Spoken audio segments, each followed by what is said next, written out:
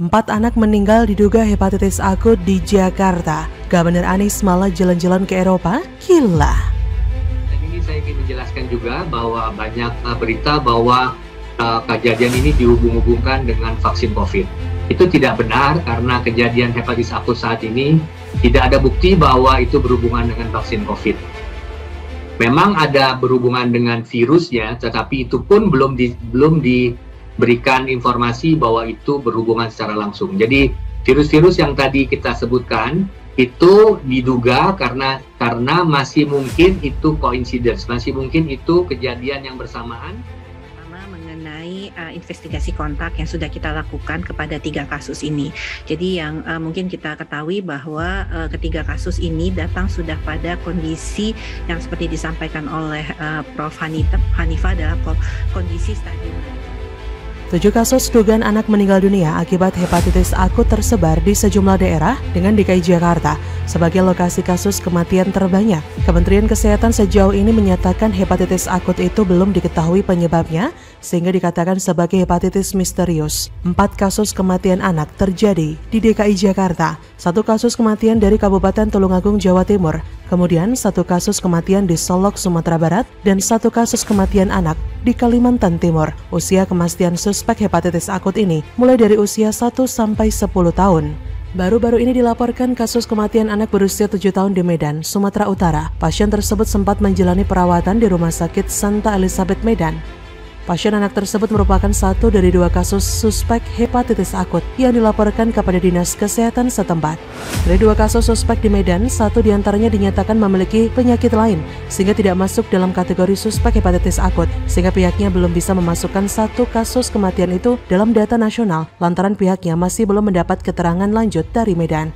2 dari total 7 kasus kematian sementara diduga akibat hepatitis akut sudah dikeluarkan lantaran hasil pemeriksaan mereka menunjukkan terinfeksi sejumlah virus seperti hepatitis A, hepatitis B, DBD, hingga tipoid. 2 kasus kematian yang dikeluarkan itu masing-masing berasal dari DKI Jakarta dan Kalimantan Timur. Adapun secara keseluruhan, total kasus dugaan hepatitis akut di Indonesia bertambah menjadi 18 kasus. Melihat data kematian atas kasus tersebut yang lebih banyak terjadi di DKI Jakarta, saya kira akan lebih baik jika pemerintah daerah langsung tanggap untuk memberikan bantuan atau imbauan pencegahan kepada masyarakat agar kasus tersebut tak semakin meluas akibat kurang tanggapnya pemerintah daerah merespon kasus semacam ini. Seperti halnya Gubernur DKI Jakarta Anies Baswedan yang sekarang tengah pelesiran di Eropa. Banyak yang mengkritik kunker Anies ke Eropa ini, salah satunya politisi PDIP sekaligus Ketua Fraksi PDIP DPRD DKI Jakarta Gembong Warsono yang menyebut Anies cuma jalan-jalan sebelum masa jabatannya berakhir pada Oktober 2022. Ia menyatakan bahwa Anies tidak memiliki agenda khusus di saat berkeliling Eropa, meskipun sebelumnya Anies menyebutkan saat berkeliling ke Eropa akan membahas pembiayaan MRT. Menurut Gembong, hal tersebut tidaklah masuk akal. Ia juga menyebut agenda Anies dengan berkeliling di Eropa untuk membahas MRT hanyalah kedok belaka dan sama sekali tidak ada urgensinya. Padahal DKI Jakarta sedang gawat darurat atas kasus penyakit hepatitis yang menimpa anak di bawah umur, bahkan sampai ada anak yang meninggal, 4 lagi. Tapi Anies, ia seperti bodoh amat dengan peristiwa tersebut dan malah abai dengan banyaknya kasus yang menimpa anak-anak di Jakarta dan malah memilih terbang dan pelesiran di Eropa selama 8 hari. Benar-benar menyedihkan. Saya tidak mengerti jalan pikiran Anies ya. Saya jujur saja harus keras mengatakan hal demikian karena ini bicaranya nyawa loh ya. Apakah kesedihan orang tua anak-anak yang ditinggalkan juga menjadi kesedihan Anies saat melihat anaknya tewas karena penyakit yang menyerang anak-anak ini? Lupakan, pokoknya selama aku berkuasa ya semua gue. Itu adalah landasan Anies dalam berpijak dan melakukan kebijakan.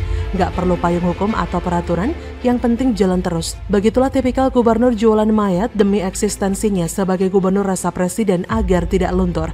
Jadi, baginya, keberpihakan lebih penting daripada nyawa manusia. Masih lebih penting politik identitas karena itu senjata untuk menipu dan membegoi warga pendukung dan simpatisannya. Sebodoh amat mau warganya meninggal, sebodoh amat anak-anak yang masa depannya masih panjang meninggal dunia karena penyakit hepatitis akut. Yang penting mah pelesiran di Eropa saja.